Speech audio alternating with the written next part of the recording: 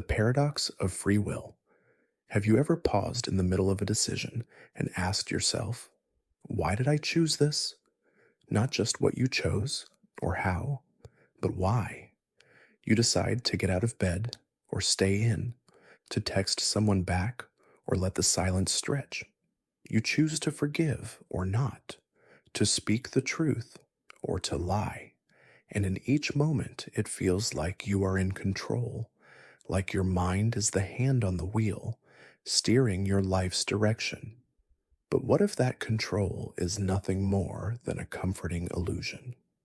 What if every decision you've ever made was written into the script of your life long before you were born, before you were even aware there was a script?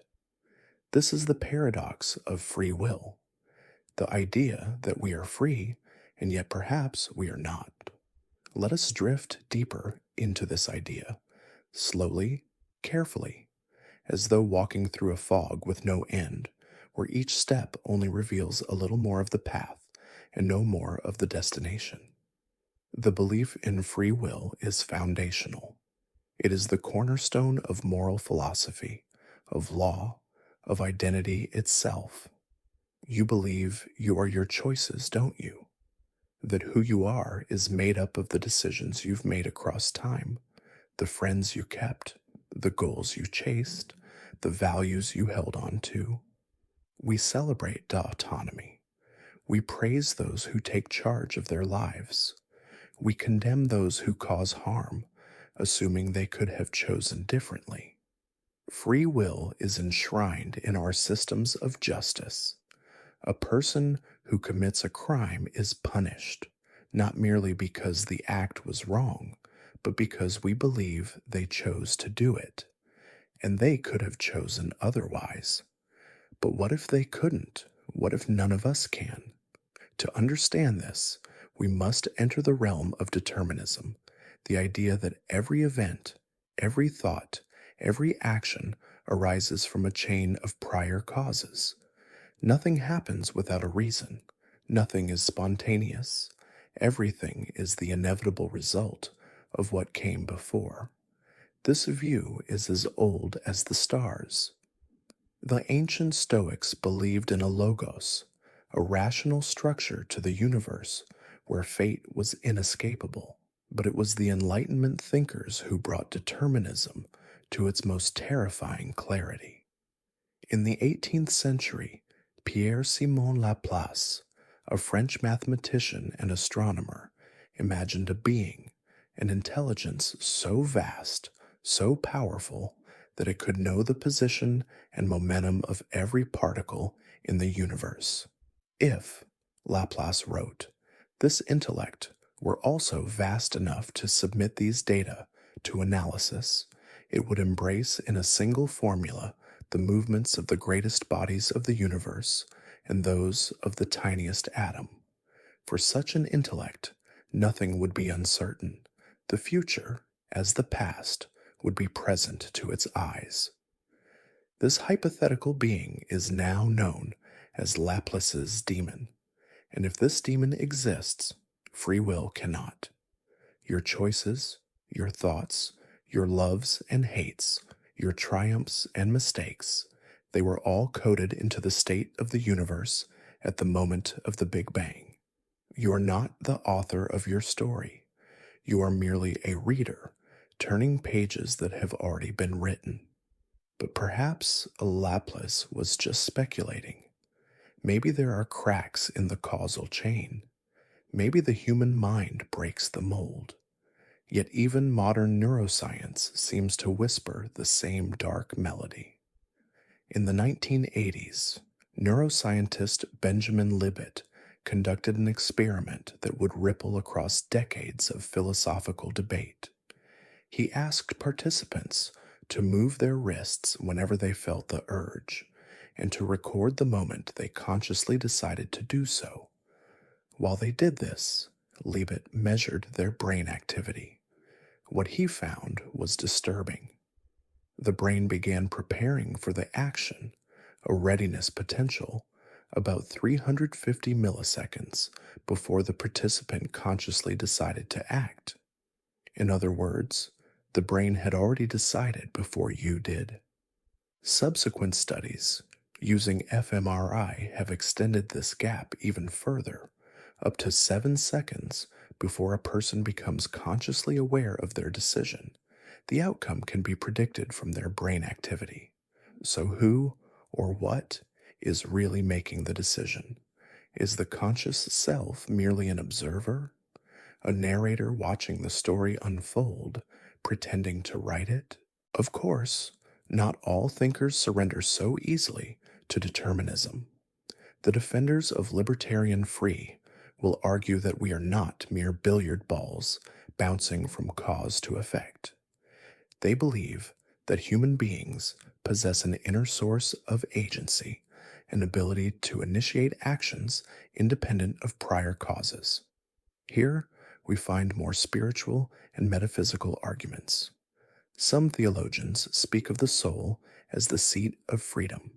Some philosophers speak of consciousness as a causal gap, a space where new intentions can arise without being dictated by the past.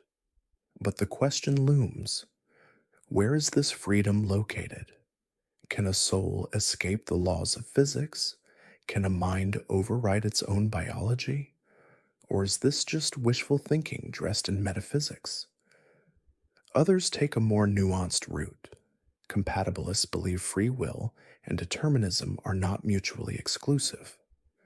According to thinkers like David Hume and more recently Daniel Dennett, free will is not about uncaused choices. It is about being able to act in accordance with your desires, free from coercion. If no one is forcing your hand and your actions reflect your inner motives, that's enough to call it free. But this redefinition is cold comfort. After all, if your motives themselves are caused by things you didn't choose, your upbringing, your DNA, your past experiences, are you still free? Compatibilism might help us preserve the machinery of ethics and responsibility. But does it address the feeling of freedom we think we have? Or does it just rename the cage? Take a moment to reflect on this. Think about a major life decision, the university you chose, the person you loved, the belief you abandoned. Can you trace the origin of that choice? Why that university? Maybe it was because your parents recommended it, or it had the right tuition, or your favorite teacher went there. Why that person? Because of their smile, their mind, their presence at the right time? And why did those things matter to you? You might keep digging until you realize that your preferences, your reactions, your habits are all built upon layers you did not lay down yourself. You didn't choose your genetics. You didn't choose your childhood. You didn't choose your earliest memories or the language you first spoke. How much of yourself is actually you? Now the stakes rise. If we have no free will, what becomes of moral responsibility? Can you blame a person for doing what they were always going to do? Can you praise someone for being generous if their generosity was programmed by their biology and context?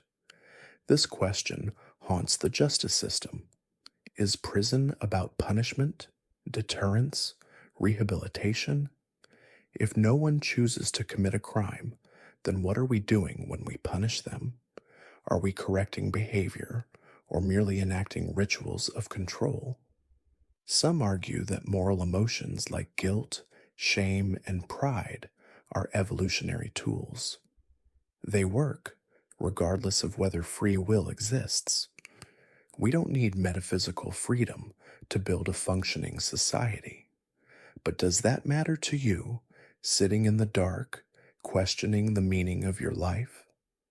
Perhaps the most haunting implication of this paradox is not moral, but personal. If you are not the author of your actions, are you the author of yourself? Modern psychology suggests the self is a story, a narrative your mind constructs to unify your experiences. a kind of myth making that allows you to say I and believe it. But if that story is constructed from materials you didn't choose, if your mind is a storyteller working from someone else's script, who are you really? Are you a ghost in a biological machine, or a machine that dreams it's a ghost? Strangely, knowing all this may bring a sense of calm. If you are not fully in control, then you are also not fully to blame. The guilt, the regret, the weight of the wrong decision, it may be lighter than you think. Maybe you couldn't have chosen differently. Maybe no one could. This isn't a license to apathy, but an invitation to compassion for yourself, for others. Everyone is stumbling forward in a dream they didn't design, and perhaps that dream is beautiful, even if no one is steering. So now, let go of the wheel. Let go of the burden of authorship. Let your thoughts drift. You are not the driver. You are the witness. You are the starlight reflecting on the waves of consciousness. And as the illusion of choice fades, we fall deeper. The simulation hypothesis, the idea that our reality might not be real, is one that stretches the limits of human imagination. It's a concept that has found its way into philosophy, science fiction, and even the realm of scientific inquiry. The notion is so unsettling, yet so captivating, because it calls into question everything we've ever understood about existence, reality, and even our place in the universe. Philosophers have long pondered the nature of reality. The ancient Greeks, for instance, were the first to question what is real and what is merely an illusion.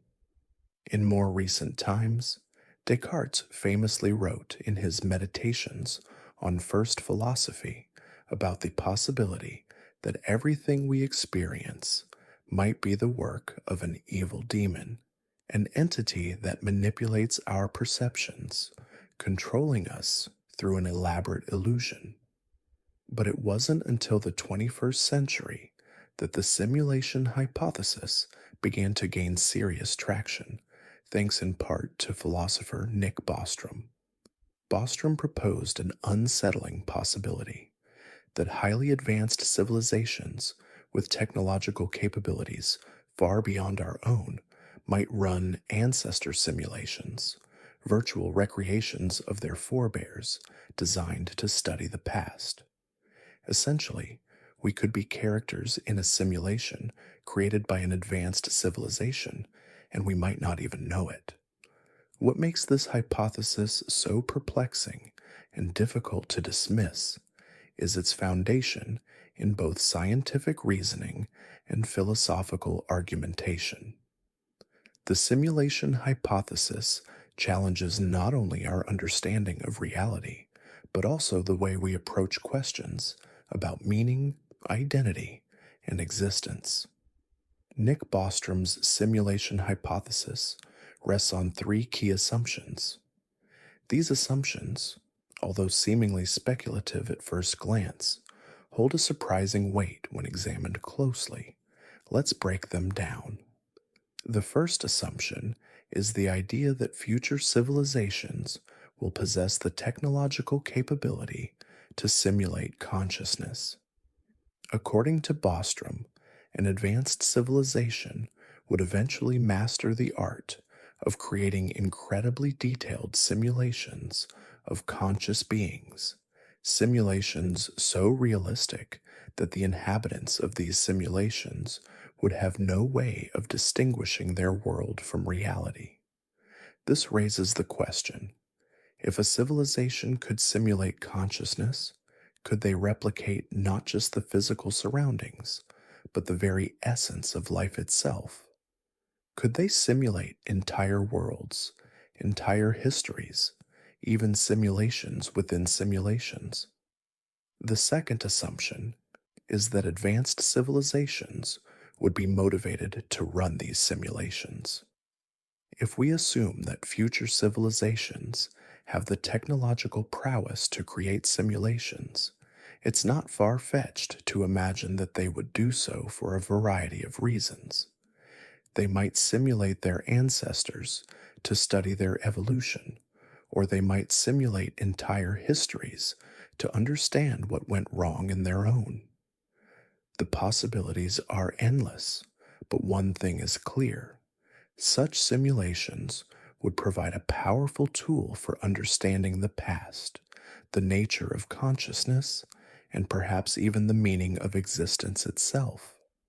The third assumption is that if these civilizations exist and are running simulations, then the number of simulated realities might vastly outnumber the one base reality we experience. In other words, it's likely that most conscious beings, like us, are part of a simulation because the sheer number of simulations would far exceed the number of real beings.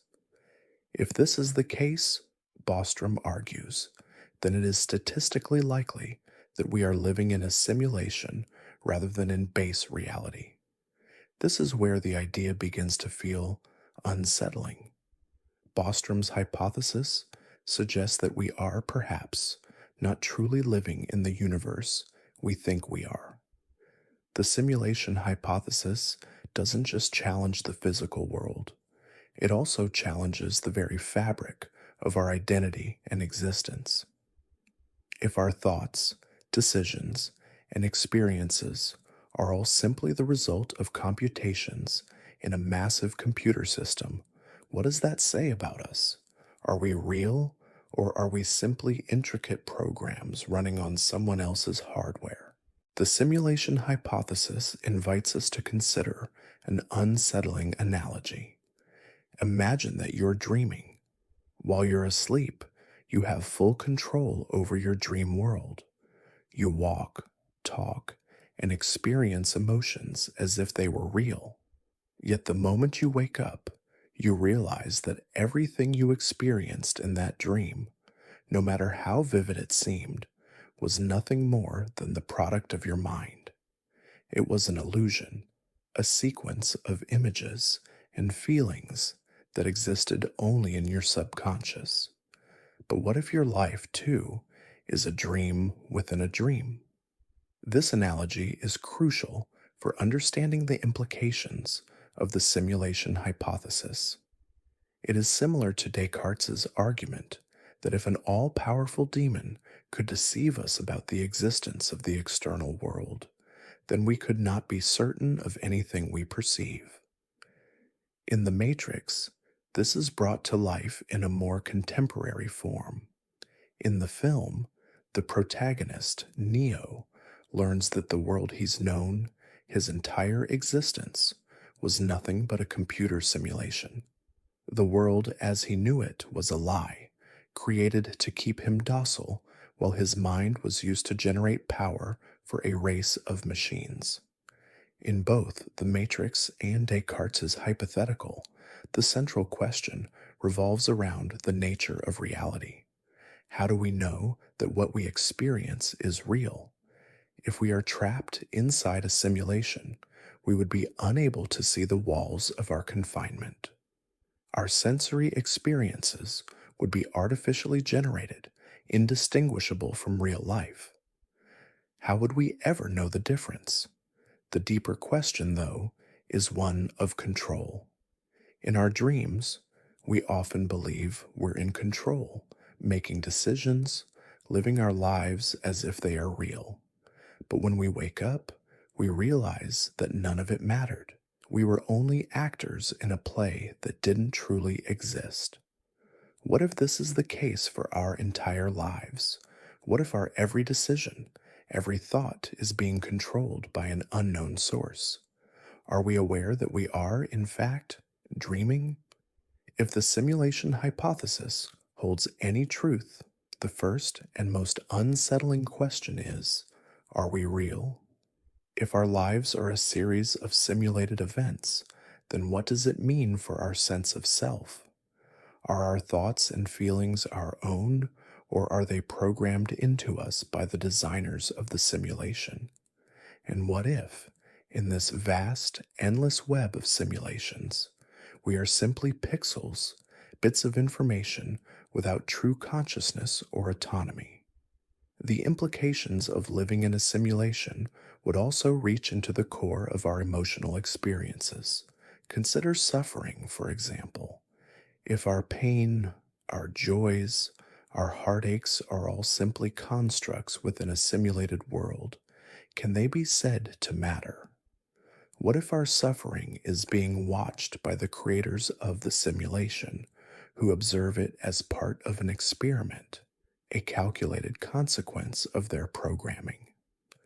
This brings us to the next difficult question. What if we are being watched, judged, or even harvested?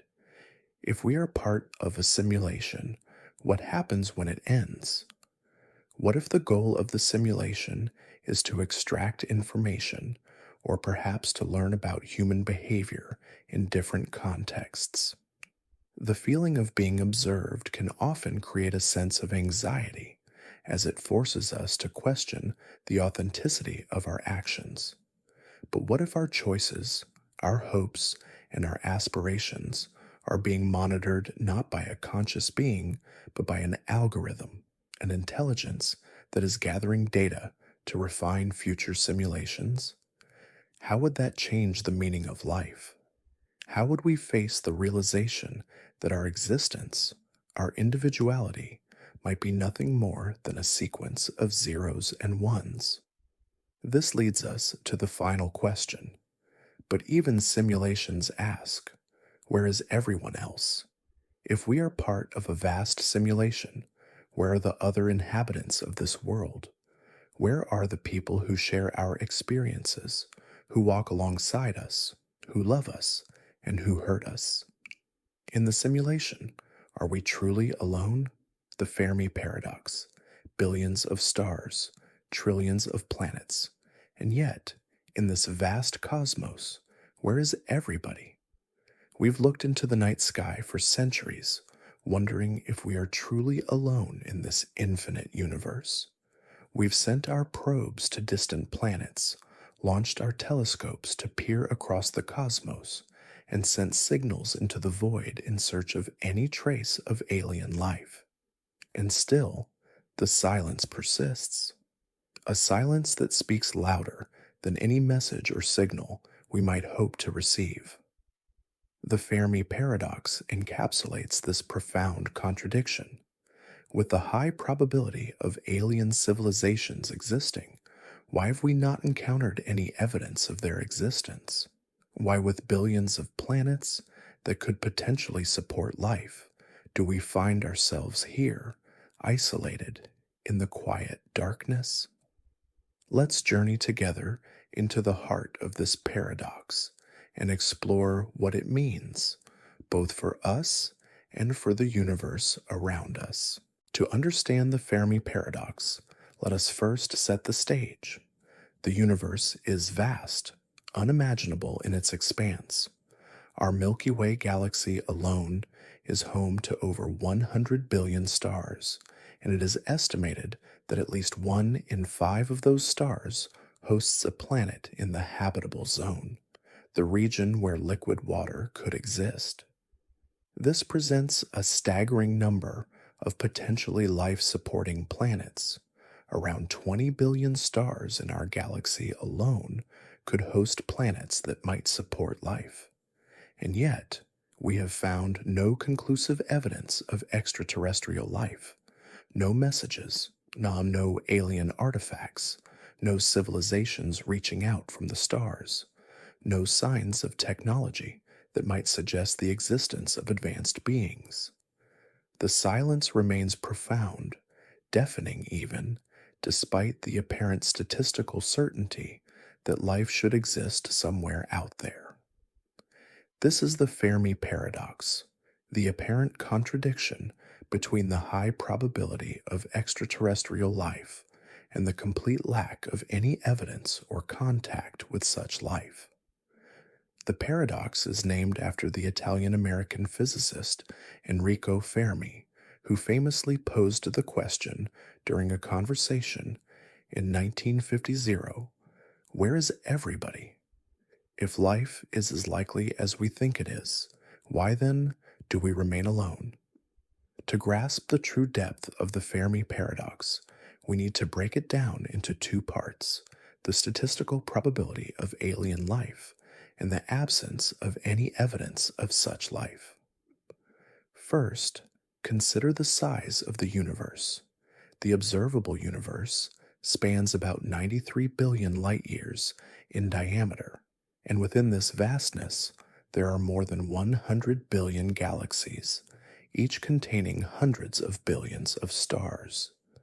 This alone makes it statistically improbable for Earth to be the only planet capable of supporting life. The Drake equation, formulated by astronomer Frank Drake in 1961, attempts to quantify the factors that would contribute to the existence of intelligent civilizations. It takes into account the number of stars formed each year, the fraction of those stars that have planets, the number of planets that could support life, and the probability of intelligent life evolving. When applied, the equation yields a high probability that intelligent civilizations exist elsewhere in the universe. Given the vast number of stars and planets, the probability of life elsewhere seems almost certain. And yet, despite our best efforts, we have not encountered any definitive proof of their existence. This brings us to the core of the paradox. How can there be such a high probability of alien life, yet no evidence of their existence? This is where concepts like the Great Filter and the Dark Forest theory come into play. One of the leading explanations for the Fermi paradox is the concept of the Great Filter. The Great Filter hypothesis suggests that at some point in the evolutionary timeline, there is a major obstacle, a filter, that is incredibly difficult to pass. This filter could either be something in our future or it could have occurred in the past. If it lies ahead of us, the future of humanity may be bleak. If it lies in the past, it could mean that life, intelligent or otherwise, is incredibly rare in the universe. The Great Filter can take many forms. It could be the step from simple molecules to self-replicating life. It could be the leap from single-celled organisms to complex multicellular organisms. It could be the emergence of intelligence, or the ability to develop technology capable of sending signals across the stars. Perhaps the most unsettling possibility is that the Great Filter is the development of the ability to destroy oneself, whether through nuclear war, environmental collapse, or other forms of self-inflicted extinction. If the Great Filter is behind us, it suggests that the rise of intelligent life, capable of technology, is an exceedingly rare event.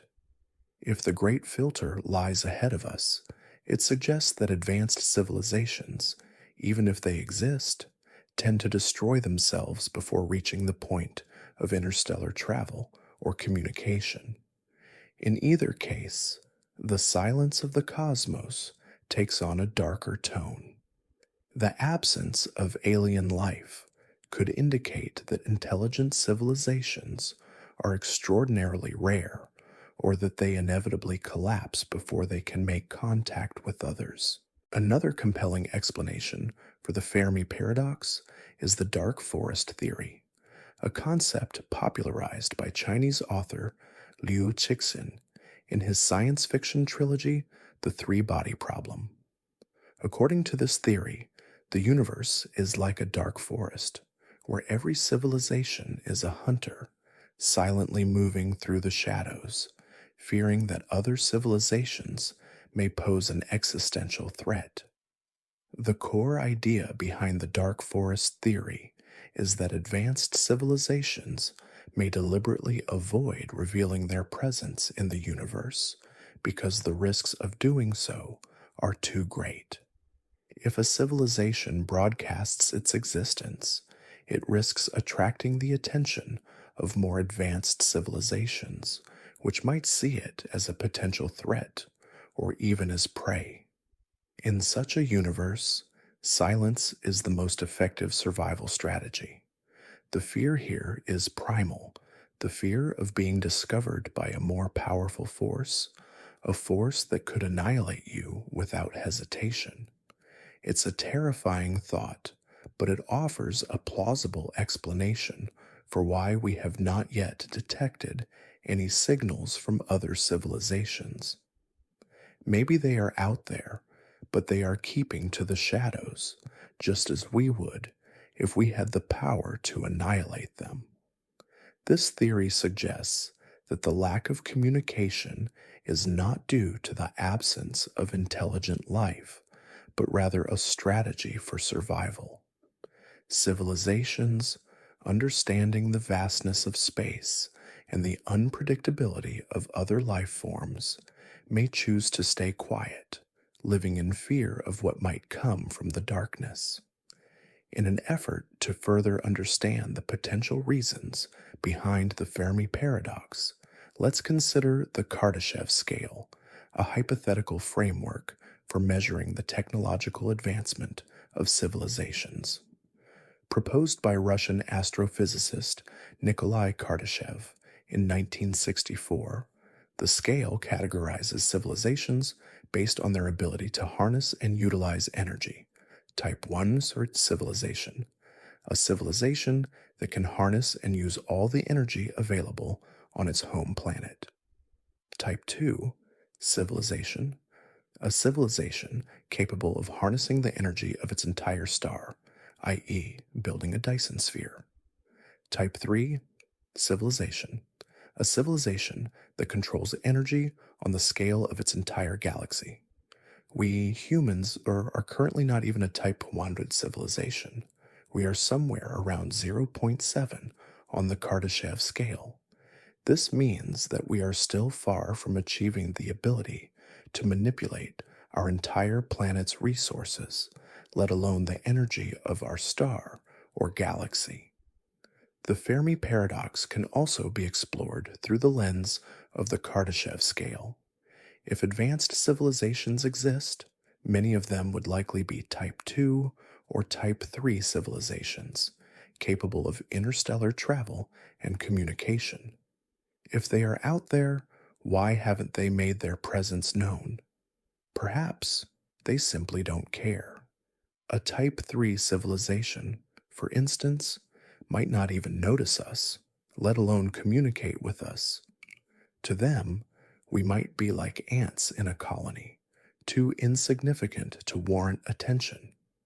Alternatively, there may be some form of cosmic competition where civilizations intentionally avoid one another to reduce the risks of annihilation, as suggested by the dark forest theory. In this scenario, civilizations might be aware of each other's existence, but deliberately choose not to engage, preferring to remain isolated in their own corners of the galaxy. The implications of the Fermi paradox are both profound and unsettling. If we are alone in the universe, it would suggest that the development of intelligent life is incredibly rare, and the conditions for life to thrive are almost impossibly narrow. It would mean that we, as humans, are some of the rarest phenomena in the entire cosmos, and our existence holds an even greater significance than we could have imagined. On the other hand, if we are not alone, the cosmic silence becomes even more terrifying. What if alien civilizations are out there, but they are deliberately avoiding us? What if we are being ignored or worse, feared? The silence of the cosmos could be a form of cosmic dread, a fear of the unknown that permeates the fabric of the universe. The idea that we might be alone, or that we might be actively avoided, forces us to confront some existential questions about the nature of our place in the universe. Are we simply a fleeting flicker in the dark, a temporary blip in the grand scheme of things? Or is there something more to our existence, something that transcends the silence and reaches out into the vastness of the stars? As we ponder these questions, we are left with the vast silence of the universe, echoing louder than any discovery or message could. And yet, in that silence, we are reminded of our own place in the cosmos. As we listen, we ask ourselves, what are we in the vastness? Are we the first, the last, or simply the middle of a story we have yet to understand? And so, the journey continues, in the silence, through the stars. The overview effect in 1968, the Apollo 8 mission sent humans around the moon for the first time. As they orbited the moon, the astronauts aboard, Frank Borman, Jim Lovell, and William Anders, captured a photograph that would become one of the most iconic images in history. It's the image of Earth rising over the lunar horizon, the blue planet glowing in the dark void of space. For those who saw it, the photograph was a revelation, and for the astronauts who witnessed it firsthand, it was nothing short of life-changing. The overview effect, a term coined by space philosopher Frank White in the 1980s, describes the profound psychological impact that occurs when astronauts look at Earth from space. It's more than just seeing Earth as a beautiful, blue sphere. It's a shift in perspective, a realization of our interconnectedness, our fragility, and our shared humanity.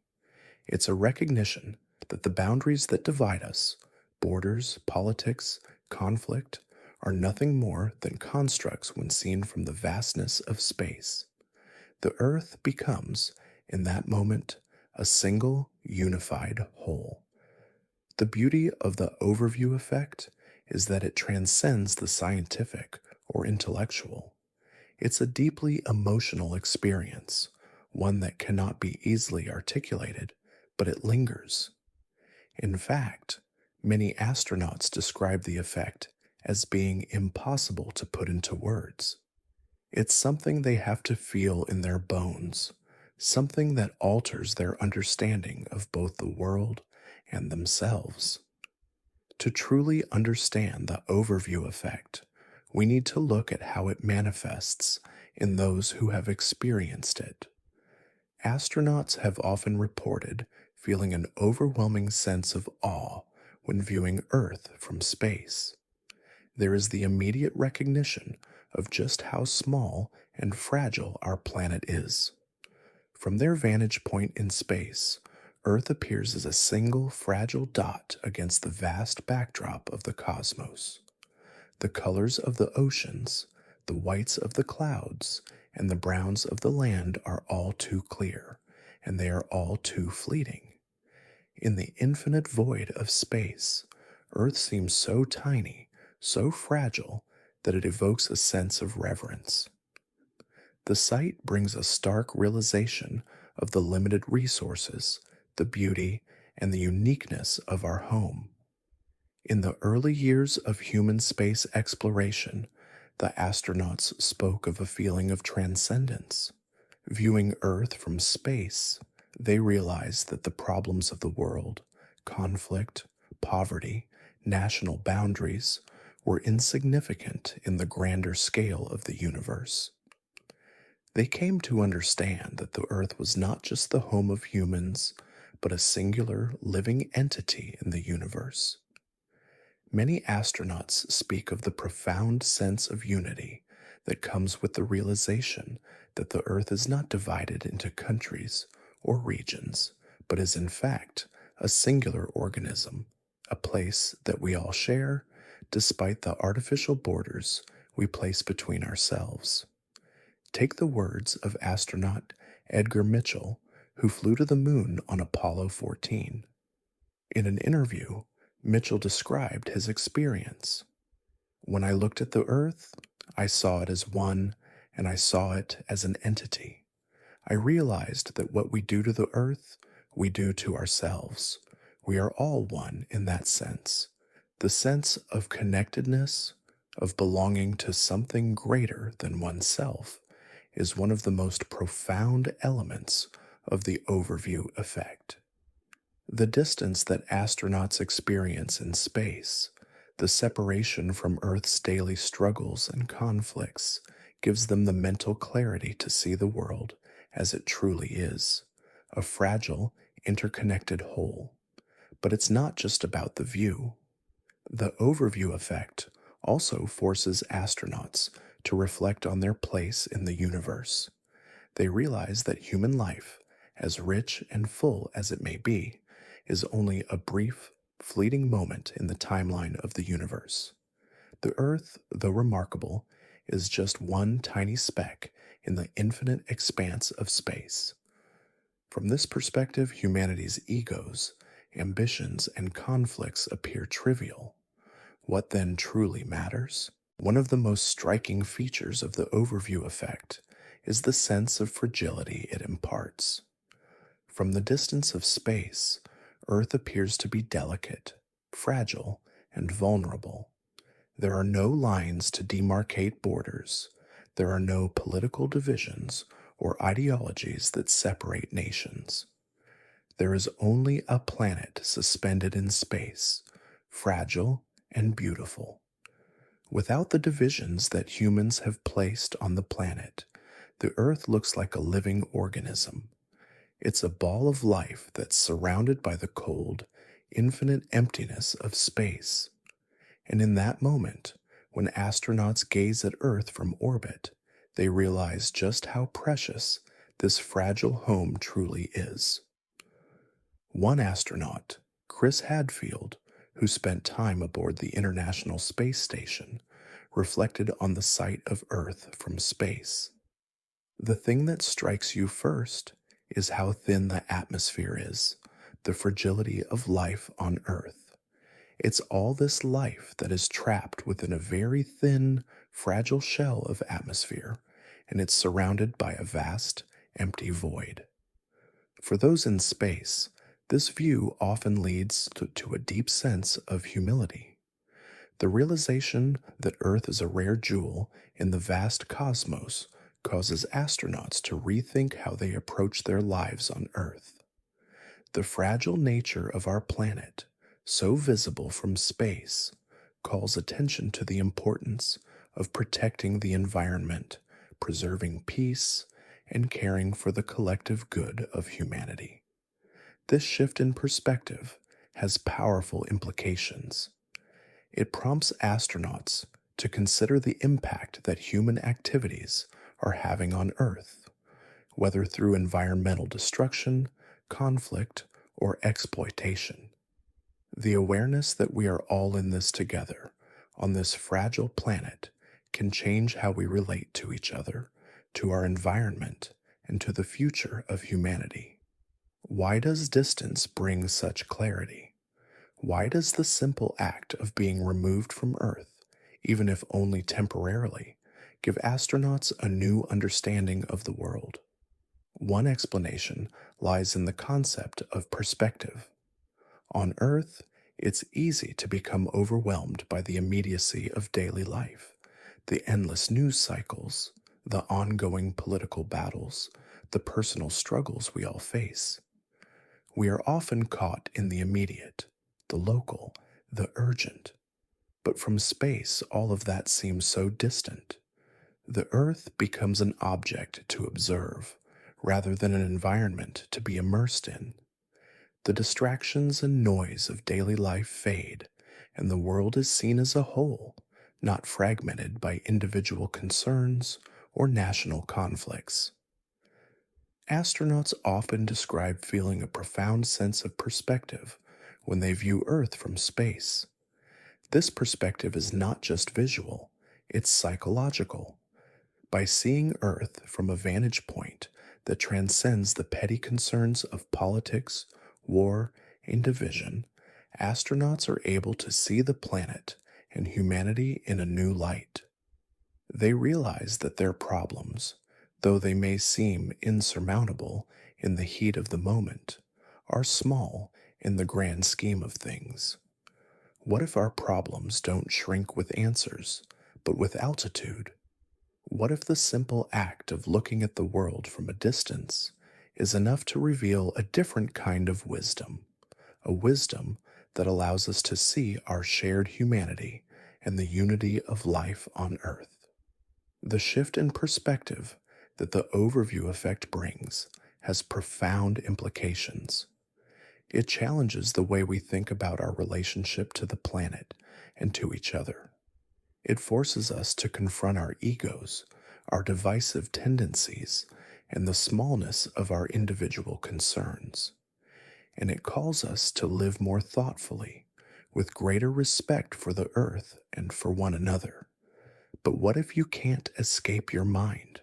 What if no matter how far you travel, how high you rise, the prison of the self follows you wherever you go? This is the deeper, more troubling question that emerges from the overview effect. While astronauts may experience a profound shift in perspective when they see Earth from space, what if we are all still trapped in the confines of our own minds? No matter how much distance we gain, how much perspective we gain from viewing Earth from the stars, we still live inside our subjective consciousness. We are still bound by our thoughts, our emotions, our fears, and our desires. The mind, for all its capacity for insight and creativity, is still a prison, one from which we can never fully escape. If we cannot escape ourselves, then what does it mean to truly see? What if the true prison is not the boundaries of Earth, but the boundaries of the mind? How do we transcend our own limitations and see beyond the walls of our perception?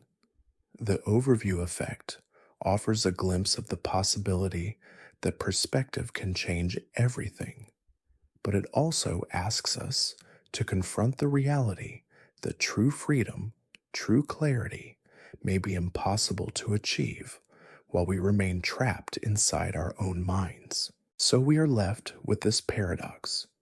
We are part of something vast, something greater than ourselves, and yet we remain confined within the boundaries of our own perception. We see the beauty of the earth, the fragility of life, but we cannot escape the prison of the self. And so, as we contemplate this, we ask, what if the prison is the self? The ship of Theseus and the illusion of identity.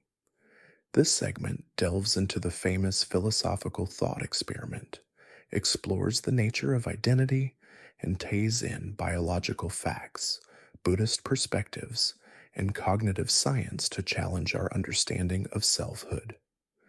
The ship of Theseus and the illusion of identity. Who are you? Not your name, not the roles you play, not the image you project, but you, the essence of who you are, the person you recognize when you look in the mirror, the one who has lived through all the years, the one who carries memories, feelings, and experiences. But what if the person you see in the mirror is not the person you've always been? What if, at this very moment, the you who exists is already a different you than the one you were yesterday or 10 years ago? To explore this, let us consider the ship of Theseus, an ancient philosophical puzzle that forces us to confront the nature of identity, change, and continuity. The paradox goes something like this. If a ship has all its parts gradually replaced, piece by piece, is it still the same ship? And if the parts that have been replaced are reassembled into a new ship, which one is the true ship of Theseus? Now let's shift this thought experiment to you. If every cell in your body regenerates, piece by piece, over time, if every single atom that makes up your body has changed over the years, are you still the same person you were 10 years ago? This is more than just an academic question. It's a question that lies at the heart of who we believe ourselves to be. It touches on the nature of identity, the illusion of self, and the possibility that the you that exists now might only be an evolving narrative, an ongoing process, rather than a permanent essence. Let's begin with the ship of Theseus and its implications for identity. In its original form, the thought experiment asks us to imagine a ship, perhaps an ancient Greek warship, that is gradually restored over time. As parts of the ship, its planks, sails, and masts are replaced by new ones. A question arises.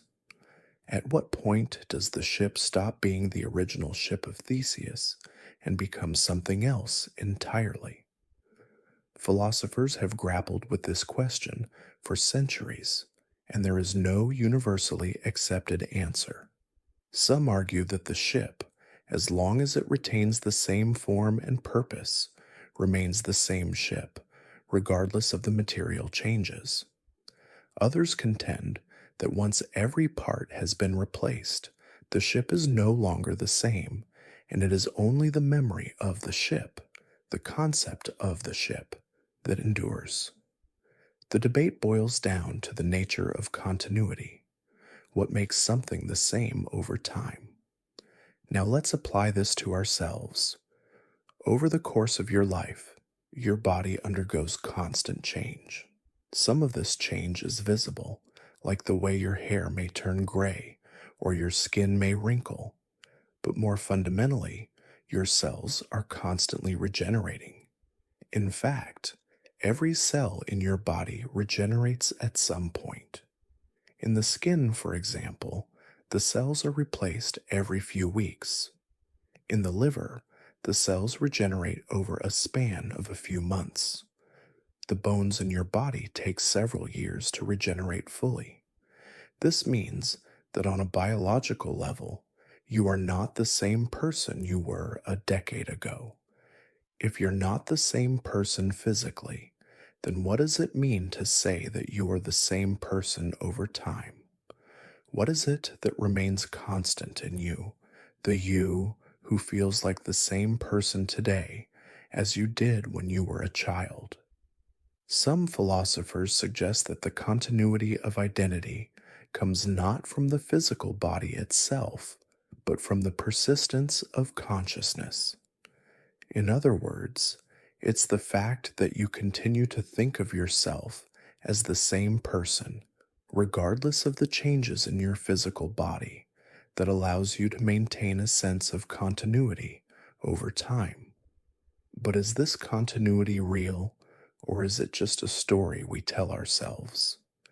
And if it is a story, how much of that story is based on the material reality of your body, and how much is based on the mental constructs you hold about yourself? If your body is in constant flux, constantly regenerating its parts, and your mind too is shifting and adapting, then who exactly are you? This brings us to the deeper question of personal identity. What is it that makes you you? Is it your body, your mind, your memories, or something else entirely? One approach to understanding this is through Buddhist philosophy, particularly the concept of the no self, or anatta. In Buddhism, there is no permanent, unchanging self. The self is considered to be an illusion, a construct made from the aggregation of experiences, memories, and perceptions. The idea is that there is no unchanging essence that defines who you are. Instead, your identity is a process, a series of interconnected events that arise and pass away in each moment. You are not a fixed entity. You are the result of a series of conditions that come together and then dissolve over and over again. This idea challenges the very core of how we understand ourselves. If there is no permanent self, no essence that persists over time, then what exactly is it that we call I? If your body changes, your mind changes, your memories change, and even your perception of the world changes. Then where is the you that stays the same? What does it mean to be you if you are constantly changing? Cognitive science provides a different, yet complementary perspective. It suggests that the self is, in essence, a narrative, a story that your brain constructs in order to make sense of the world. The concept of the self is not a fixed entity, but a dynamic construct that arises out of the brain's attempt to create continuity from the chaos of experience. The brain weaves together disparate memories, thoughts, and feelings to form a coherent narrative of who we are. This narrative is constantly being updated, altered by new experiences, new information, and new emotions. In cognitive science, this process is known as the self model. The brain creates an internal model of the self to navigate the world. It's not a fixed model, but one that adapts and changes as new data is received. This self model allows us to think of ourselves as the same person over time, but it's important to remember that this sense of continuity is constructed by the brain rather than being rooted in some permanent essence. This narrative approach to the self suggests that you are not a solid, unchanging entity, but a collection of memories, experiences, and perceptions that give the illusion of continuity. You are a story, one that your brain is constantly telling itself, with each new chapter being written as time passes. The implications of this are profound. If you are merely a story, a collection of patterns and experiences, then what happens when that story ends? What happens when the body dies? When the mind ceases to function? If our identity is nothing more than a collection of shifting patterns, then what happens to our sense of self when these patterns are no longer coherent? What happens to the story of you when the narrative is interrupted by death? This brings us to the inevitable question: what happens when we die? From the perspective of Buddhist philosophy, death is not the end of the self, because there is no permanent self to end. The self is always in flux, always changing. When the body dies, the story of you is simply brought to an end, but the continuity of the self does not cease because it was never fixed in the first place. Instead, the process of change continues, and the self, like all things, returns to the cycle of birth and death and rebirth. In contrast, cognitive science tends to view death in terms of the cessation of the self model. When the brain stops functioning, the narrative of you stops being written. The sense of continuity disappears, and what remains is the body, the material world, no longer animated by the consciousness that once gave it meaning. Death, from this perspective, is the end of the story of the self. But what if this narrative, the one you tell yourself, the one that makes you you, is not entirely your own? What if your sense of self is a construct, an illusion that the brain creates to make sense of a world that is constantly changing? What happens to that story when it's no longer being told? Death, in this sense, is not a tragedy because it is the end of you. It is a tragedy because the story, the narrative of life, is cut short, leaving behind an unfinished tale.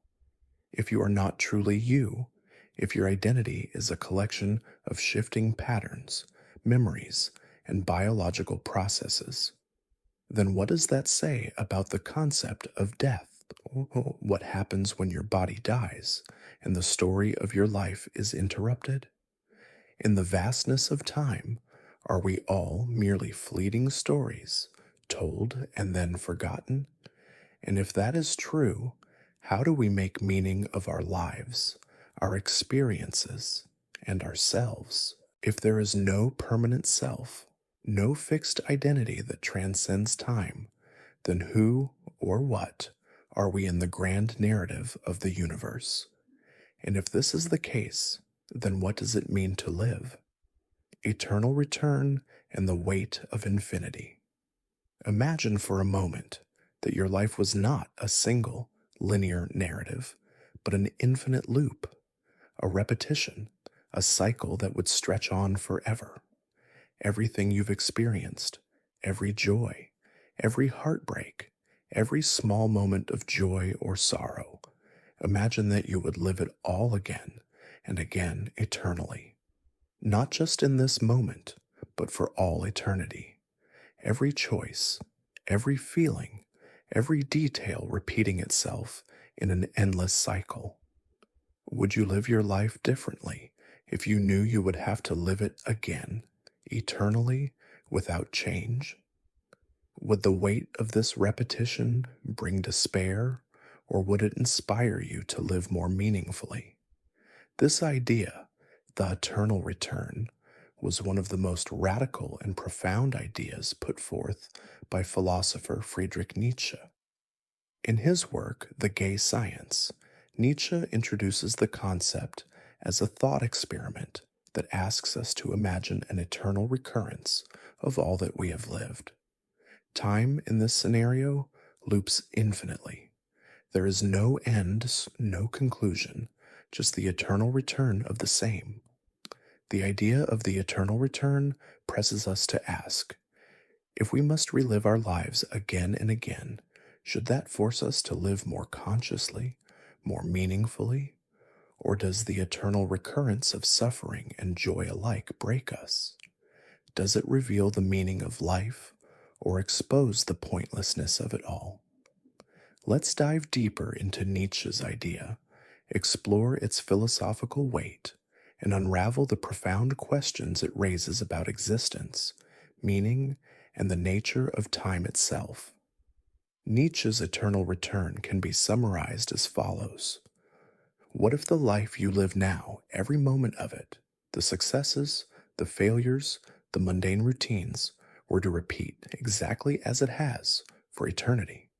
You would live this same life in the exact same way, over and over, forever.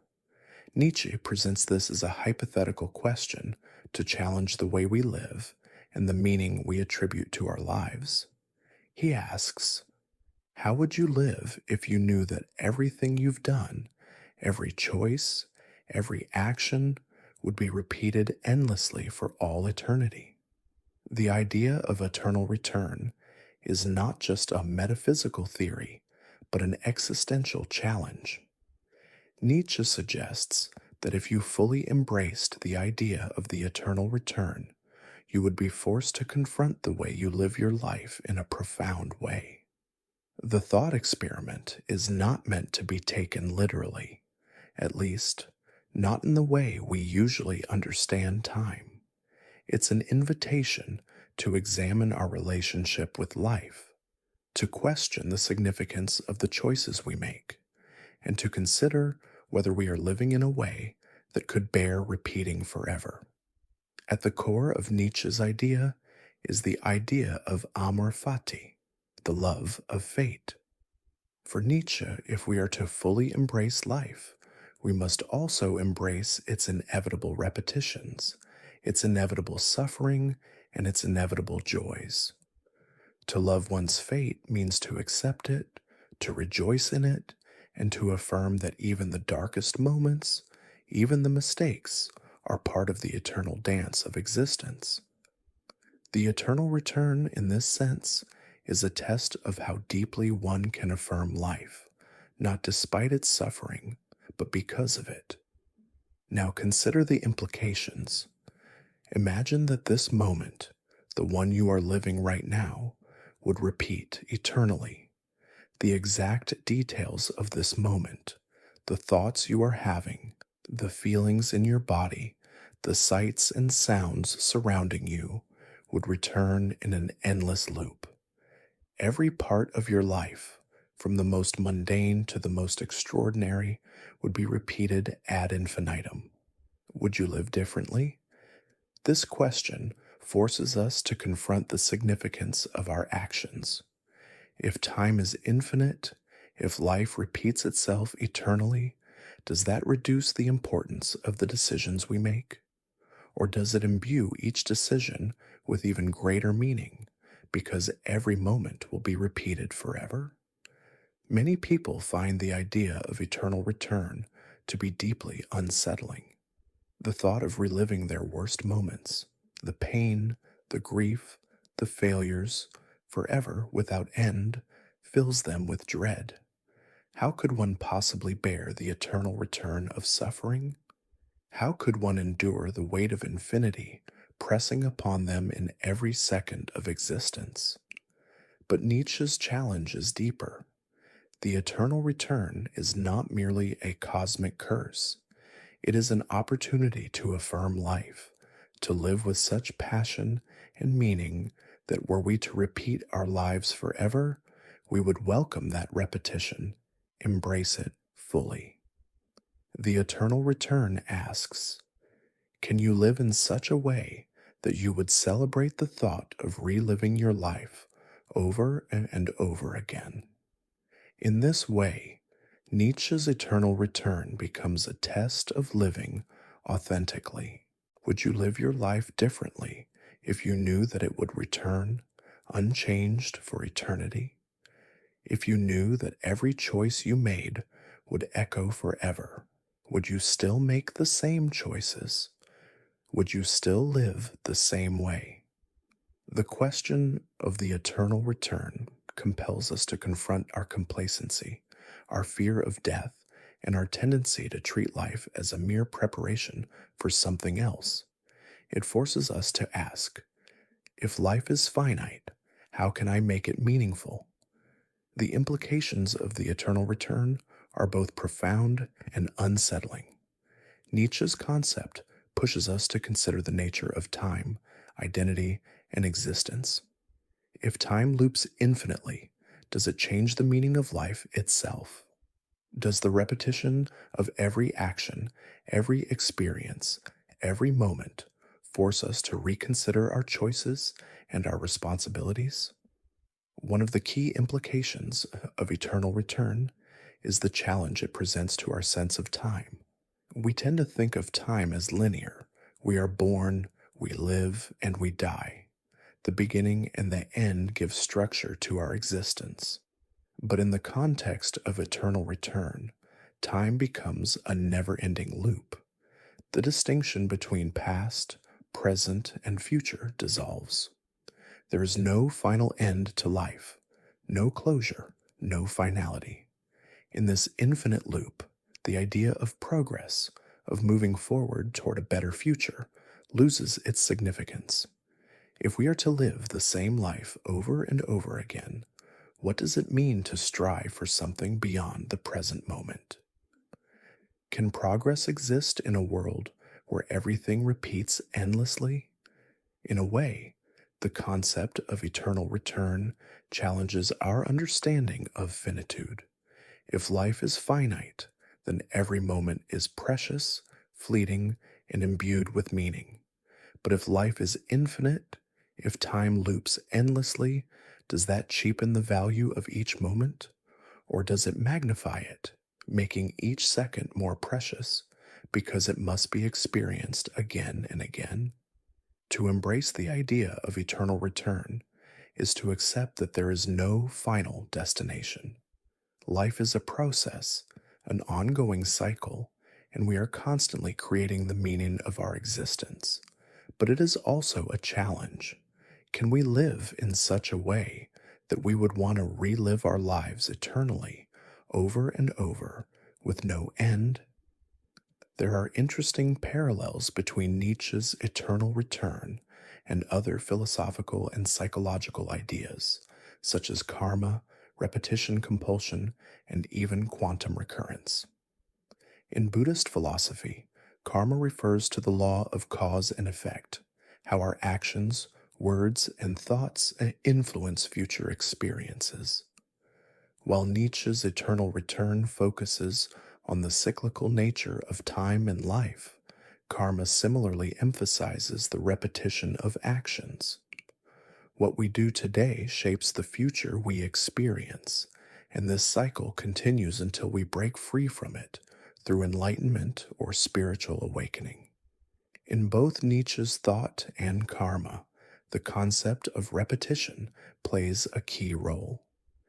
Nietzsche asks us to confront the eternal recurrence of all that we do.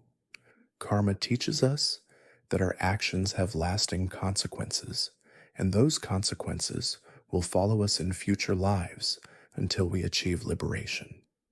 Similarly, repetition compulsion, a term coined by Sigmund Freud, refers to the unconscious drive to repeat patterns of behavior, particularly those that are unhealthy or destructive.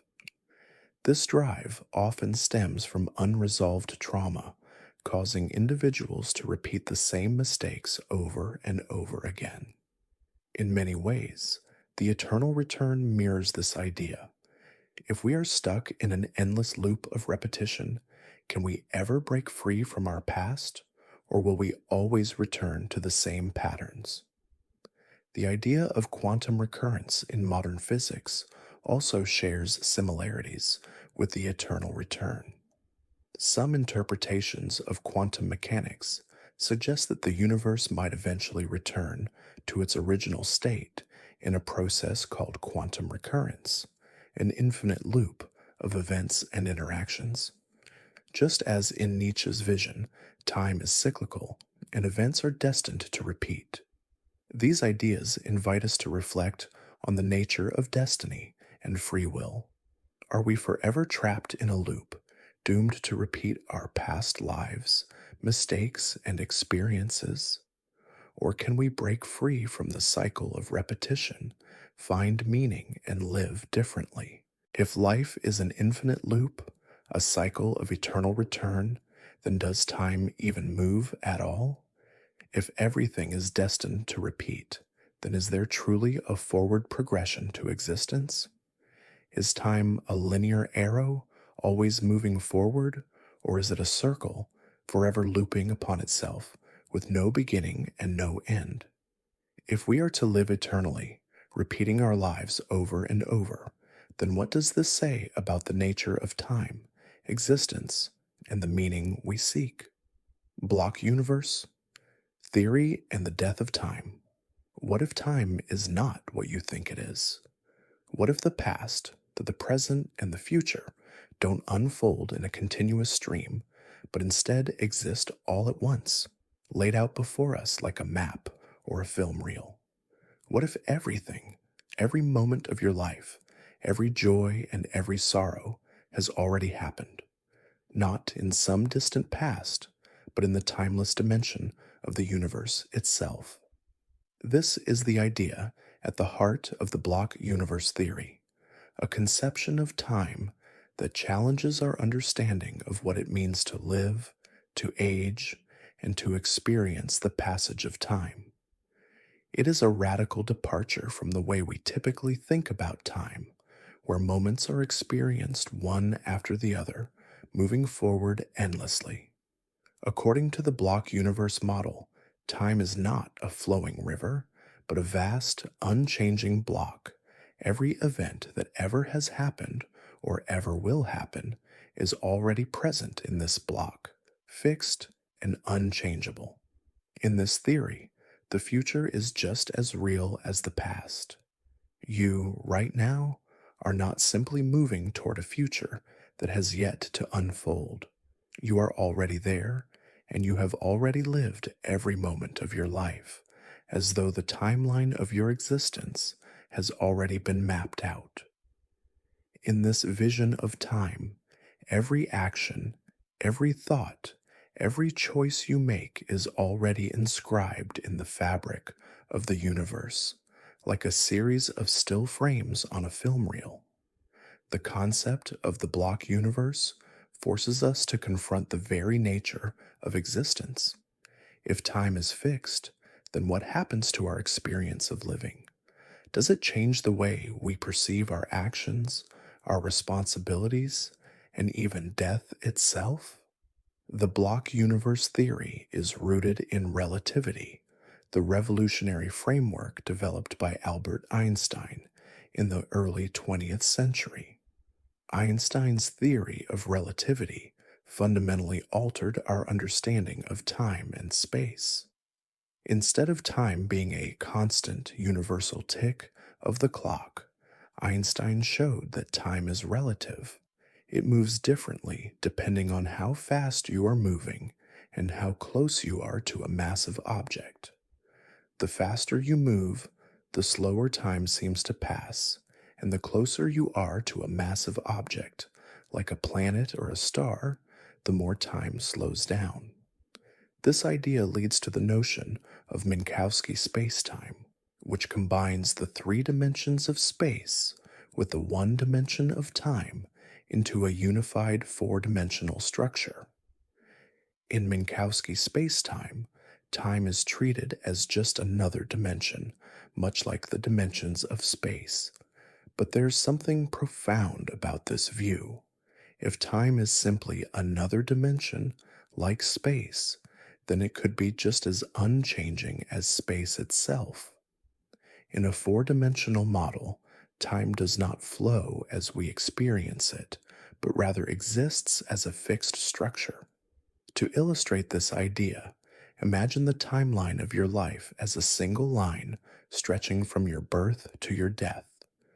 But in the block universe, this line is not a dynamic, moving thread. It is already complete. From the moment you were born to the moment you will die, your entire life exists as a fixed, unalterable block where past, present, and future are equally real. You are not moving through time. Rather, all moments are laid out before you, as though you were simply standing still, observing the timeline of your life. In other words, the future and the past already exist, just as much as the present does. Every event that has ever happened or will ever happen is already part of the fabric of the universe. The events we think of as the present are merely one section of the block of time, one frame in the film.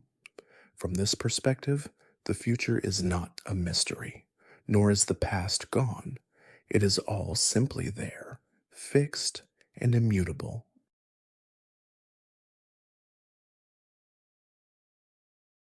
In the block universe view, time is not something that flows or progresses. Instead, it is a static block, a block of time in which all events are set and unchanging. You are not moving through time, experiencing moments one after the other as if they were beads strung along a necklace. Instead, your life, from the moment of your birth to the moment of your death, already exists as an entire structure.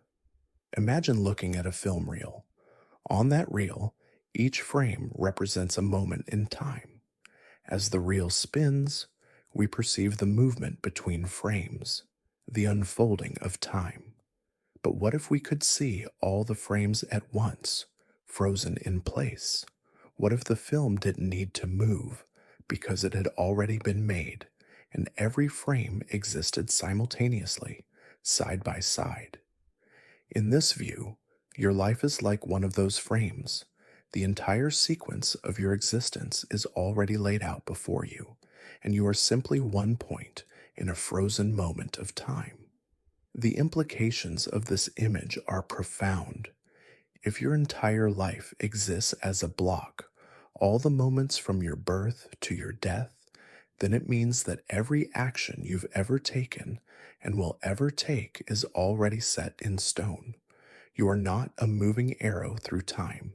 You are a part of the block, fixed and unchanging.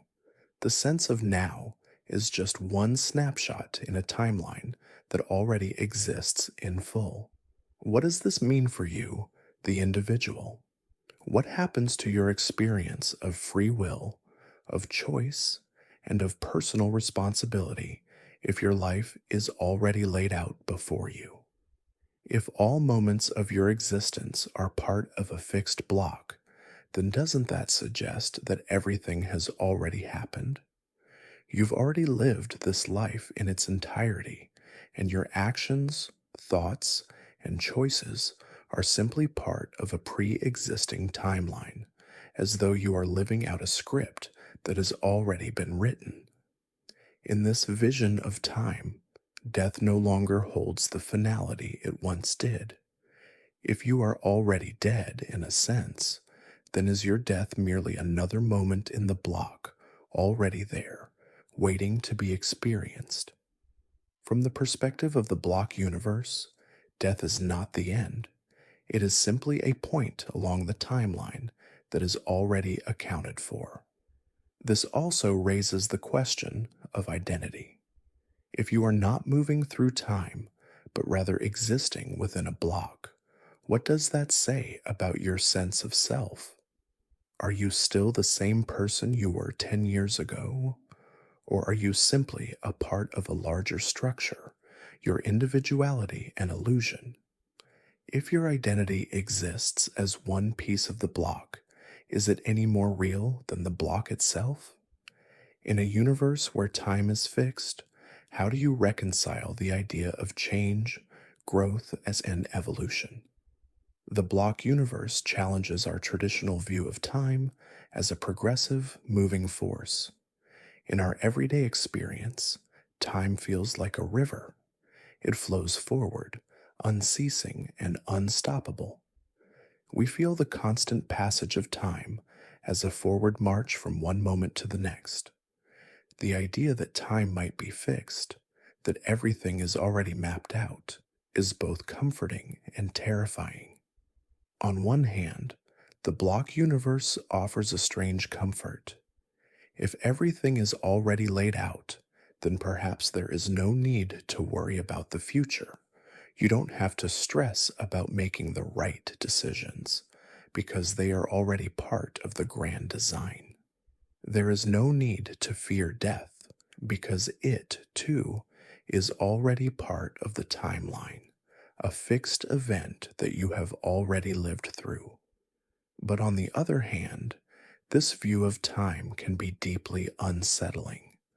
The thought that our lives are fixed, that we are merely experiencing moments that have already been determined, can strip us of our sense of agency. If everything is already laid out, then what is the point of striving, of making choices, of living with intention? Does free will exist in such a universe, or are we simply characters in a story that has already been written? Perhaps the most chilling aspect of the block universe is the realization that every joy, every pain, every relationship, every decision you have made or will make is already done. There is no uncertainty, no room for change. The future is no longer a mystery. It is a completed fact, just as real as the past. The feeling that time is flowing and that we are moving towards something new and unknown is an illusion. Time, in this view, is already finished, and we are simply along for the ride. But if time is just a map, a fixed structure, then where does consciousness fit into all of this? If everything is already laid out, every moment already experienced, then what does it mean to be conscious of the present moment? If we are already living in the past, experiencing a timeline that has already been written, then is our consciousness simply a reflection of a completed reality? Where does the now live in a universe where time is already fixed? The hard problem of consciousness. Close your eyes. Imagine the feeling of warmth as the sun touches your skin, the taste of your favorite food, the way music makes you feel, whether it brings you joy or makes your heart heavy. Now think about the you that experiences these sensations. Who is it that experiences the warmth, the taste, the sound? What is it that makes you aware of these feelings, of these thoughts, of this world around you? What exactly is consciousness? We take it for granted, don't we? The fact that we are aware, that we can experience the world, that we can reflect upon our thoughts and our existence. But the truth is, consciousness remains one of the greatest mysteries of existence, one that defies scientific explanation, and it is perhaps one of the most profound and challenging philosophical problems we face. This is what philosopher David Chalmers referred to as the hard problem of consciousness. The question is simple, yet unfathomable. Why does neural activity in the brain lead to subjective experience? In other words, how do the firing of neurons, the physical processes in the brain, give rise to the rich, vivid world of experience that we call consciousness? This question has perplexed philosophers, neuroscientists, and physicists for centuries. And while we have made great strides in understanding how the brain processes information and controls behavior, we still have no idea why these processes result in the experience of being, the inner sense of awareness, the feeling of being alive. Is consciousness simply the byproduct of a complex brain? Or does it point to something more, something beyond the material, beyond the neurons, beyond the physical world we know? Let's embark on a journey to understand the hard problem of consciousness, explore the potential answers, and dive into the profound implications it has for our understanding of ourselves, the mind, and reality. The hard problem, as Chalmers describes it, is not just about figuring out how the brain works. It's not about understanding how neurons fire or how sensory input is processed. It's about understanding why all of this leads to conscious experience. Why do we have a subjective experience of the world? Why is there something it is like to see a color, to hear a sound, or to feel joy or sorrow? Think about this for a moment. You could map every detail of how the brain processes sensory information. You could describe in intricate detail how light enters the eye, how it is converted into neural signals, and how the brain interprets those signals. But that still doesn't explain why you experience the color red when you see a red apple. It doesn't explain why you feel pain when you stub your toe. The neural pathways may be well understood, but the experience of seeing red or feeling pain remains a mystery. This distinction is key to Chalmers' formulation of the hard problem. There is a difference between the easy problems of consciousness, such as explaining how the brain processes information, integrates sensory input, or enables behavior, and the hard problem, which is explaining the subjective experience itself. The easy problems are hard enough, but the hard problem is the real challenge. Why do we feel at all?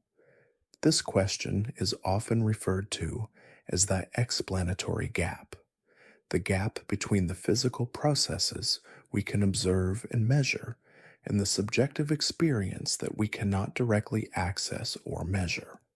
It's the difference between knowing how a computer processes information and knowing what it feels like to be a computer, if it had subjective experience at all, which we assume it doesn't. The hard problem forces us to confront the limits of our understanding. We can understand how a car works in every detail, but that doesn't mean we understand why it exists or why it was designed the way it is. Similarly, understanding the workings of the brain doesn't tell us why there is a subjective world behind the eyes, why we are aware, why we have a sense of self. One possible answer to the hard problem comes from a philosophy known as panpsychism, the view that consciousness is not restricted to humans or animals, but is a fundamental feature of the universe. According to panpsychism, everything has some degree of consciousness, even inanimate objects. This perspective suggests that consciousness is not an emergent property of complex brains, but an intrinsic property of matter itself. In the panpsychist view, every particle in the universe, from electrons to atoms to molecules, has some form of experience. This doesn't mean that particles have experiences like human beings do, far from it, but it means that consciousness, in some rudimentary form, is a fundamental aspect of the universe, much like mass or charge. In this framework, the consciousness of a human being is the result of the combination and organization of these basic conscious elements. This idea provides a possible solution to the hard problem. Instead of asking how the brain produces consciousness, panpsychism asks us to reconsider the very nature of consciousness. If consciousness is not something that emerges from the brain, but rather is woven into the fabric of reality itself, then the challenge becomes understanding how the organization of consciousness at different levels, from atoms to brains, creates the rich, subjective experience we associate with human awareness. Panpsychism is a controversial idea and has been met with skepticism. Many critics argue that it doesn't solve the hard problem, but rather simply shifts it to a different level. If particles have consciousness, what does that mean for their subjective experience? How do these individual, rudimentary forms of consciousness combine to form the complex, unified experience of a human being? But for some thinkers, panpsychism provides a promising route for bridging the explanatory gap. Another approach to the hard problem comes from the philosophy of illusionism, which posits that consciousness, specifically our subjective experience, is not actually what it seems. According to illusionism, the experience of being conscious is itself an illusion created by the brain. Illusionism challenges the idea that consciousness is a fundamental feature of reality. Instead, it suggests that the brain creates the experience of being conscious as a kind of mental shortcut or simulation. In this view, what we think of as consciousness is merely the brain's way of organizing information and creating the illusion of a unified, subjective self. The feeling of being conscious, the sense that there is something it is like to experience the world, is just a byproduct of the brain's processing of sensory input and internal states.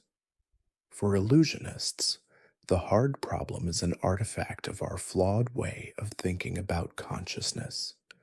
If we stop assuming that there is some fundamental experience behind the scenes, we can begin to explain consciousness in purely physical terms.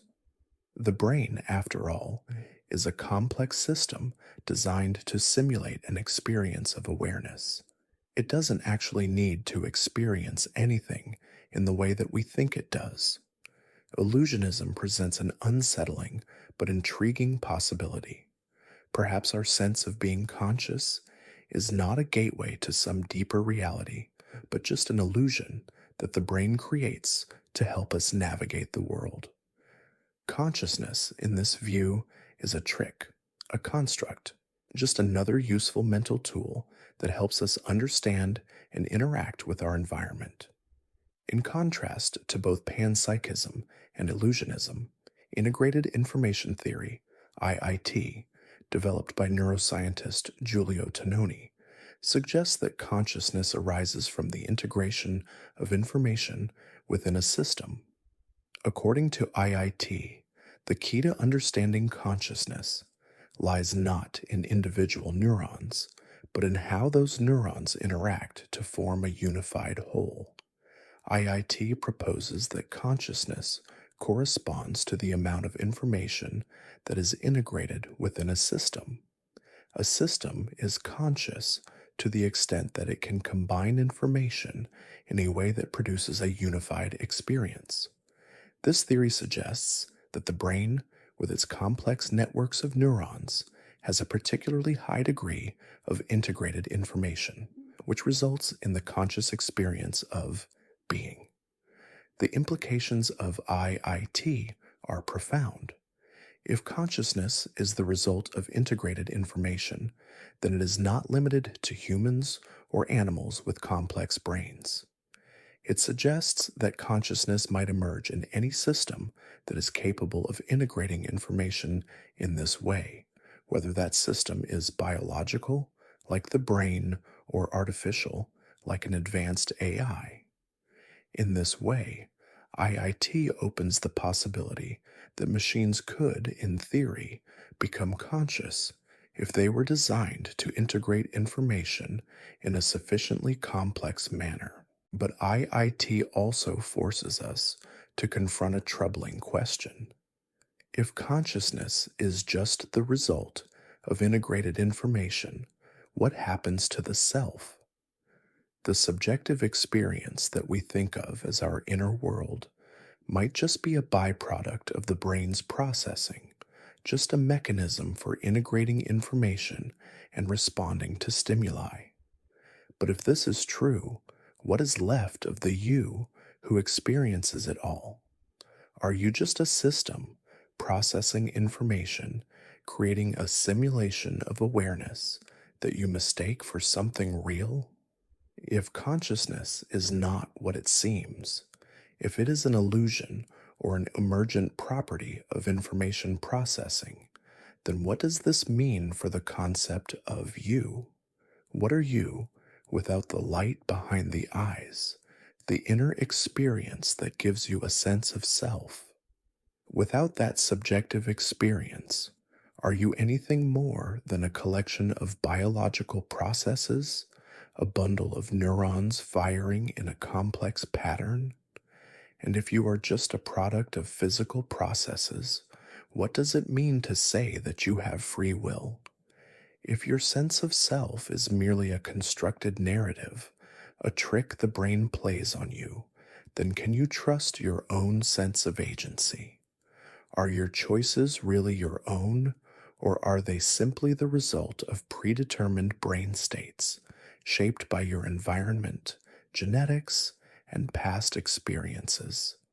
If consciousness is an illusion, then what does this say about the very nature of reality? If the you who experiences life is not truly you, then where do you exist in the grand scheme of things? Are we all simply characters in a grand cosmic play, unaware of the script we're following?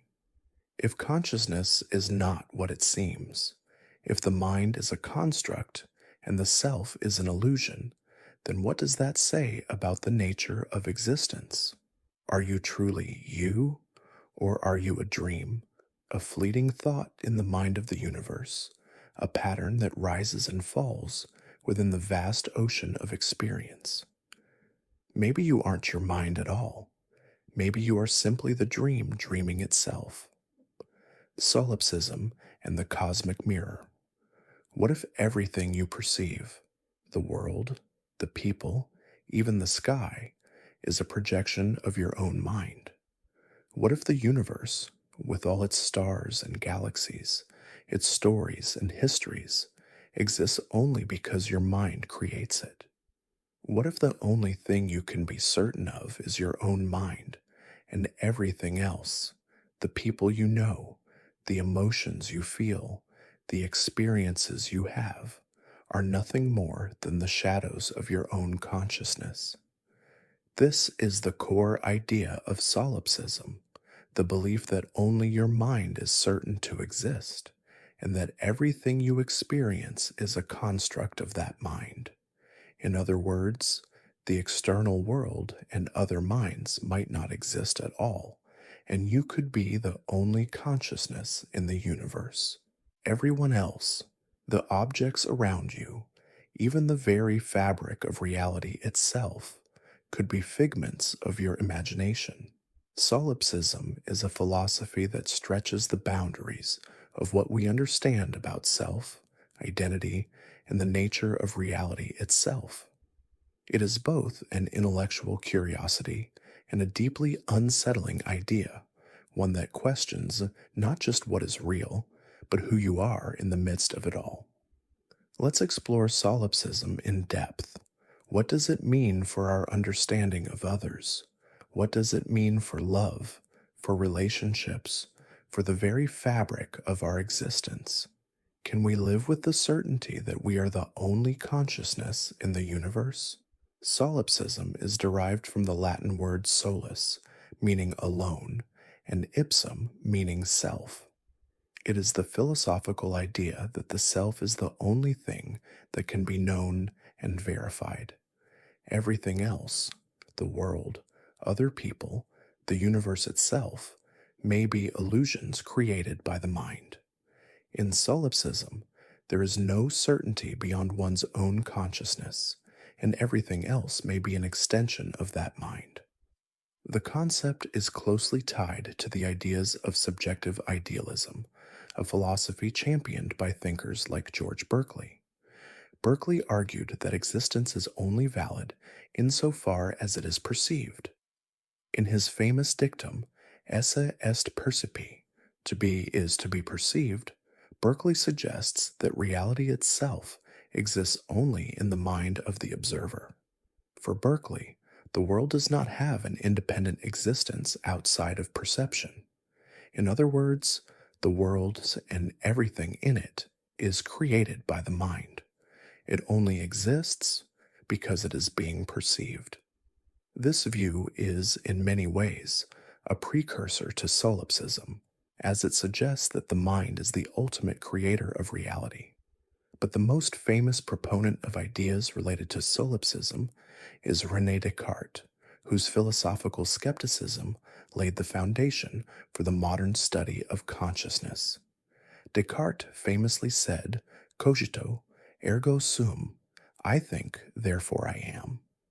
His reasoning was that the only thing he could be absolutely certain of was his own existence, because even if everything else were an illusion, the very act of doubting proved that there was a mind doing the doubting. Descartes' skepticism took the form of a methodical doubt. He doubted everything: the external world, the existence of his own body, even the possibility of other minds. In his work, Meditations on First Philosophy, Descartes wonders whether he is merely being deceived by an evil demon who controls his senses and creates a false reality for him. This leads him to the conclusion that he can be certain only of his own existence. The mind, for Descartes, is the one thing that cannot be doubted, as it is the source of all knowledge. Solipsism is an extreme extension of Descartes' skepticism. If the only thing you can be sure of is your own mind, then it follows that everything else, other people, the world around you, might be mere creations of your consciousness, like a dream that you cannot wake from. In this view, the reality you experience may not be real at all, but a manifestation of your mind's projections. The world and others exist only as long as you are perceiving them. For some, this realization is liberating. It frees you from the uncertainty of the external world, offering a sense of control over everything you experience. But for others, solipsism is a deeply troubling concept. If everything you experience is merely a projection of your mind, then what is the meaning of anything? What is the purpose of love, of relationships, of growth? If nothing exists outside your mind, then are you truly living, or are you merely a solitary consciousness lost in a world of your own making? One of the most unsettling implications of solipsism is the idea that other people may not be real at all. If your mind is the only thing you can be certain of, then how can you know that anyone else exists as an independent consciousness? Are the people you interact with simply constructs of your mind, created to play a role in your own experience of the world? This idea brings us face to face with one of the core questions of solipsism. How do you know that others are real? From your perspective, everything you experience, every conversation, every emotion shared, every interaction is filtered through your consciousness. You perceive others through your senses, but your senses themselves are part of your mind. The external world is only accessible through the lens of your perception, which is why solipsism challenges the very foundation of interpersonal relationships. This is the problem of other minds, a classic issue in philosophy. How can you know that anyone else is truly experiencing the world in the same way you are? How can you be certain that the person you talk to is not just an automaton, a reflection of your mind's projections, rather than an independent conscious being? This problem has no definitive answer, but it forces us to confront the possibility that we can never truly know anyone else. All we can know is our own consciousness, and the rest may be an illusion. If others are simply projections of your mind, then what happens to love? What happens to empathy, to shared experience? If your partner is merely a figment of your imagination, can love between you truly exist? If others are just constructs, then are the bonds you share with them mere illusions, existing only in your mind? In the solipsistic view, all relationships, all connections are based on an illusion. They are stories we tell ourselves to create meaning in a world that may not be real. And this idea can be both terrifying and liberating. It challenges the foundation of everything we hold dear, the people we love, the friendships we cherish, the communities we build. If we are alone in this universe, then what is the point of connection? Solipsism raises deep questions about consciousness and identity that extend beyond human beings. If other people are just constructs of your mind, what about machines? Could they too be mere projections? Could artificial intelligence, AI, ever develop consciousness, or would it remain nothing more than a sophisticated simulation, a tool created by your mind to explore the possibilities of otherness? If consciousness is confined to the mind, then machines may be nothing more than mirrors of human experience. They can process data, simulate behavior, and mimic thought processes, but can they ever truly think? If a machine is programmed to simulate emotions, to show empathy or understanding, does it ever feel those things? Or is it simply performing a script written by a human mind? This brings us to a paradox of solipsism. If everything, including machines, is a product of the mind, how can we distinguish between what is real and what is an illusion? Is the mind itself an illusion? Is there any way to prove that anything exists beyond the perception of the self? Can machines feel in the way that we do, or is that also part of the mind's projection? And what of the cosmic silence? If the universe itself is a creation of your mind, what does that silence mean? If you are the only consciousness, then all of existence, the stars, the galaxies, the infinite expanses of space, is your mind at play. The silence that stretches out in every direction may not be the absence of others, but the absence of your own awareness. Is silence, then, something to fear, or is it the purest form of existence, a return to the most basic, essential state of being?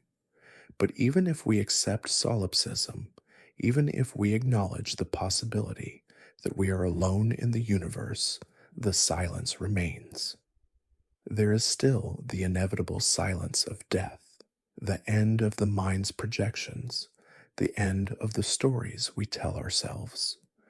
Whether we are the only consciousness in existence or part of a vast interconnected web of minds, there is a final silence awaiting us all. If we are alone in this universe, if the people we love are mere reflections of our own mind, what does death mean? What happens when the projection ends?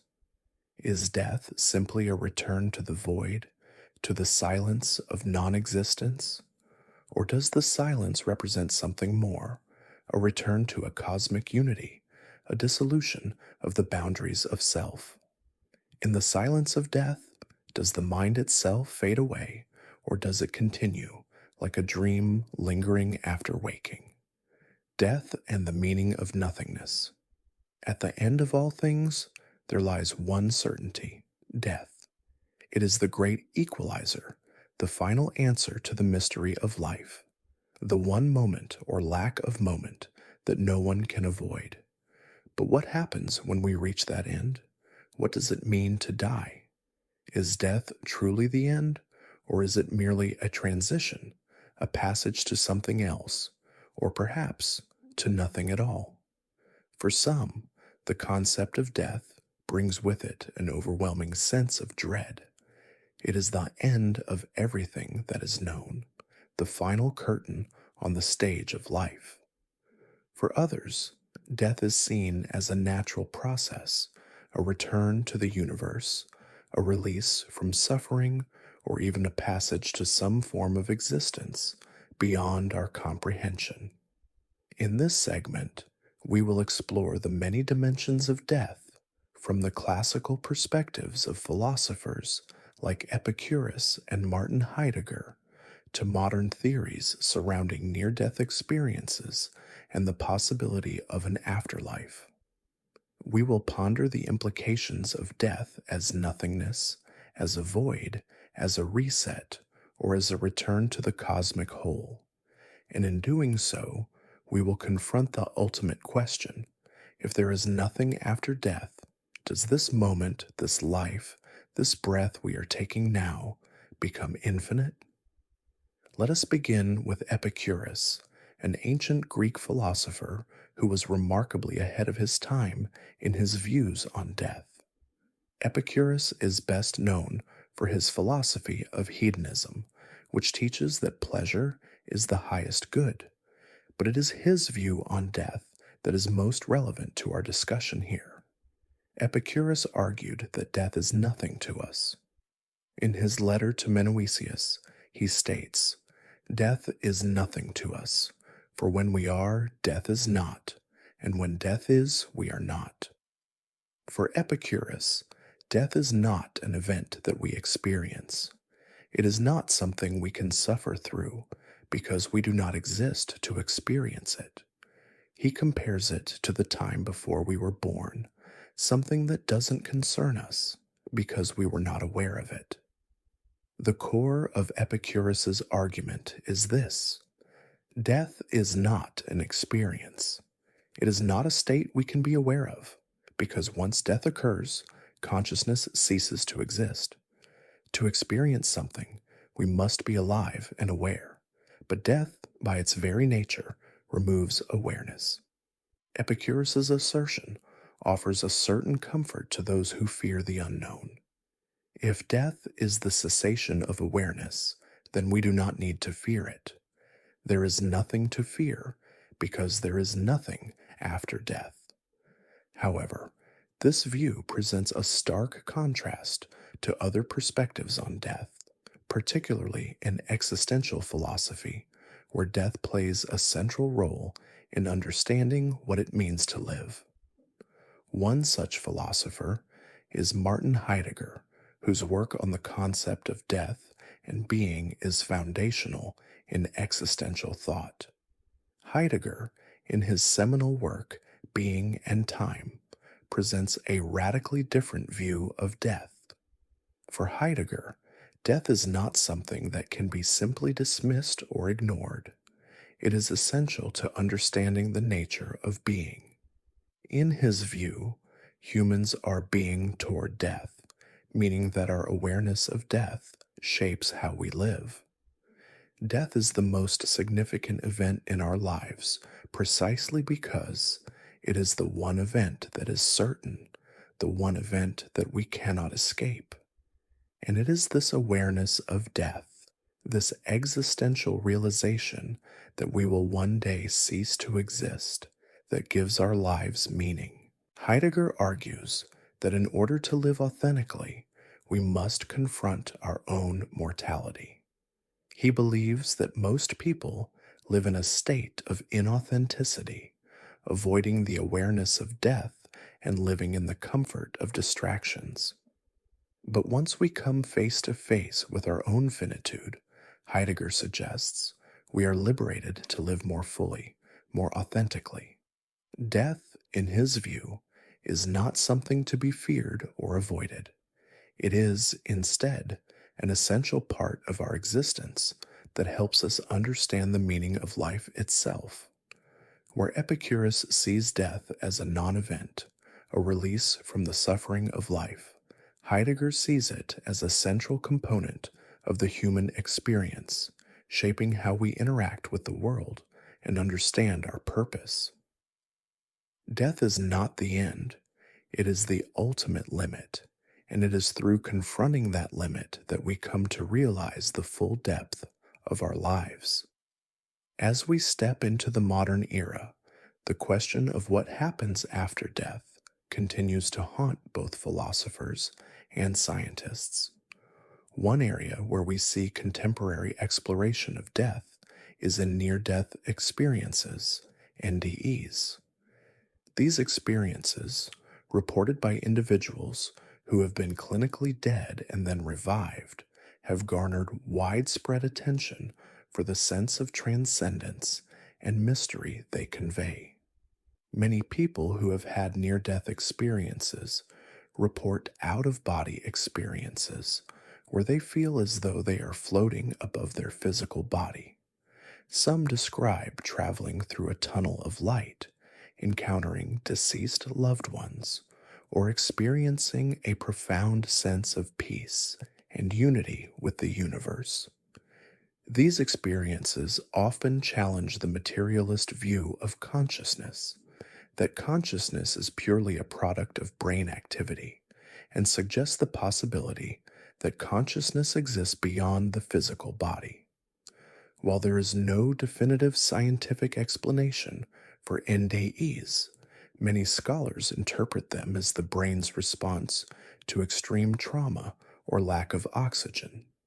However, for those who have experienced NDEs, these events can be life-changing, leading them to believe in the possibility of an afterlife or the continuation of consciousness beyond death. Interestingly, some NDE reports suggest that individuals encounter a sense of timelessness, the idea that time itself ceases to have meaning in the afterlife. In these experiences, death is not an ending, but a transformation into a state of being where time as we know it no longer operates.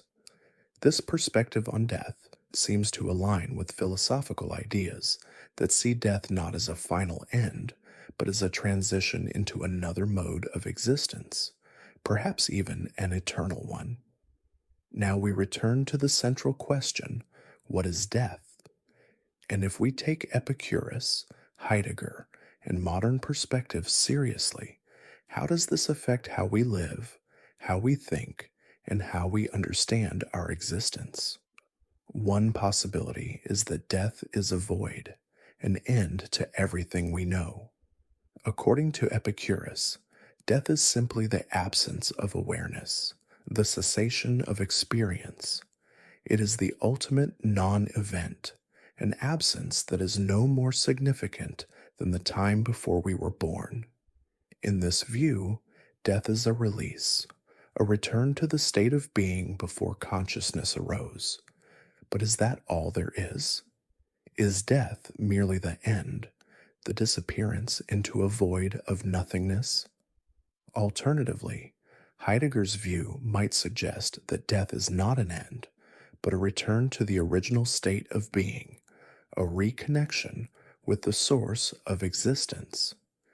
Death in this sense is not a void, but a return to an eternal flow, the ultimate return to the cosmic whole from which we came.